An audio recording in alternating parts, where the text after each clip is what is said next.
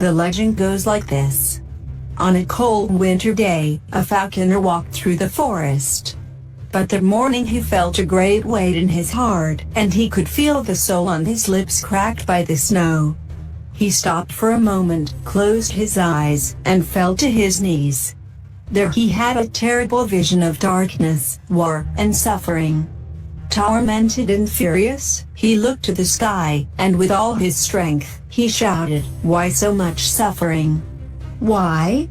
At that moment, the sky darkened, large rocks shattered, and after a loud roar, a lightning bolt fell from the sky, knocking down a tree next to him. In the midst of smoke and gloom, a snake appeared, golden as the sun.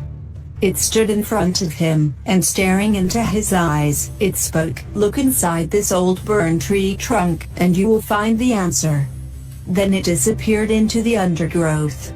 Very impressed by the snake's words, the man could only think of the secret hidden in that tree, chosen by a lightning bolt. Hastily, he began to carve the fallen tree, telling himself, "The truth will emerge," and so, slowly, the wood drew a figure of a woman, with one arm raised in the shape of a snake. He couldn't believe it. Even the serpent from the Garden of Eden. The original sin was the answer.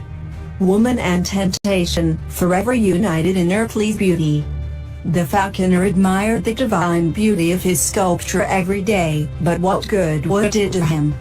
A few days later, the fury of the sky unleashed a snowstorm so intense that it left all the villagers isolated in their homes. With a lack of firewood, they sacrificed everything that could provide warmth in the fire. Days passed. They had nothing left at home to burn. And looking at his precious artwork, he said, "It's just wood, really. It will keep my family warm for one more night." It wasn't easy for him to give his divine gift to the flames. But he did. And he sat, with great sadness, watching as his sculpture burned in the fire, and disappeared before his eyes. After a while, the man marveled to discover that his wooden figure did not burn.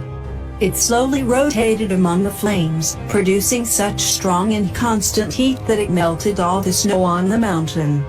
Then the falcon, inspired by a divine and animal instinct, jumped and grabbed the sculpture by the head of the snake, rescuing the miracle that saved the village. He looked at his master and nodded for him to follow. Flying with his strong claws, he carried the figure to the hermitage, and carefully placed it on the offering altar.